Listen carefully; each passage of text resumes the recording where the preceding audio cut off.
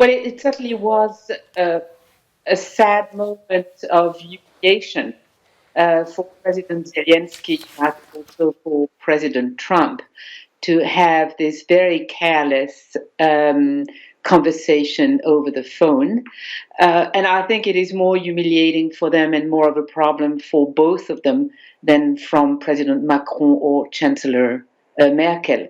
It just shows how complicated this Ukraine-Russia conflict is, and it's not that easy to just decide, like the French president did, in July, that one could just go ahead and make progress with the new President Zelensky, with Vladimir Putin, and reach a deal. And unfortunately, now all parties are stuck. So, Marie, also probably I would ask you to go on with that, because indeed a few weeks ago it felt like a bit of momentum, because there was on the serious levels discussion about the possible meeting at Normandy Forum of the leaders of 4 states in Paris, which even the dates were mentioned, first mid of September, later mid of October. So you think that process would be stopped, but as well maybe you would go, how indeed this could influence the Ukraine-French relations and the Ukraine-Europe relations? Well, first, I'll start, I think, with the wishful thinking that everybody was trying to diffuse and promote in Paris, Kiev, Berlin, Washington, that if the Donbass war had not been put to a stop, it was just that we hadn't found the right method. So when I was in Kiev mid-September, it was very clear to me that most of my interlocutors, including your new government, just were trying to sell progress in relations with Russia that they didn't really believe in. So there's been a lot of wishful thinking.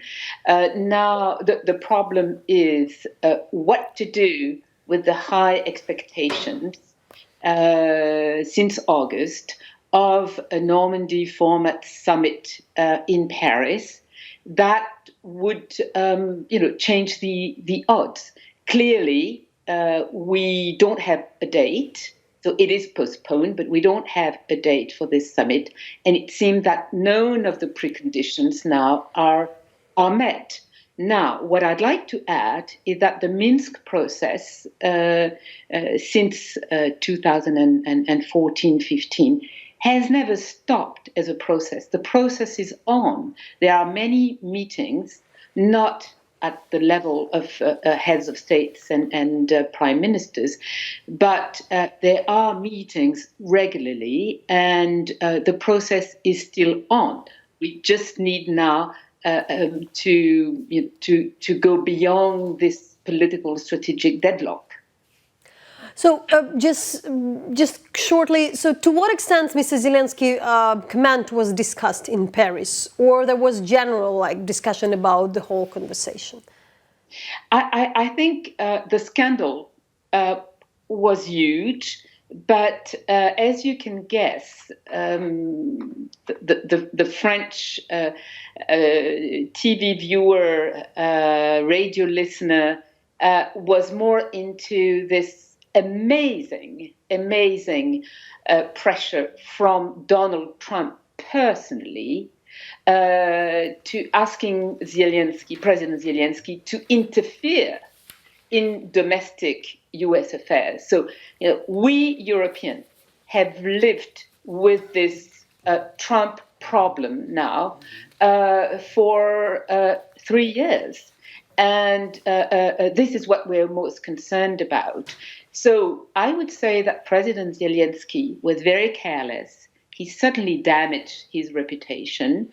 But it seems to me that the French authorities, the German authorities, are prepared to continue and go ahead and work with him and with his government, because simply there are no other choices, and because we all together face one very difficult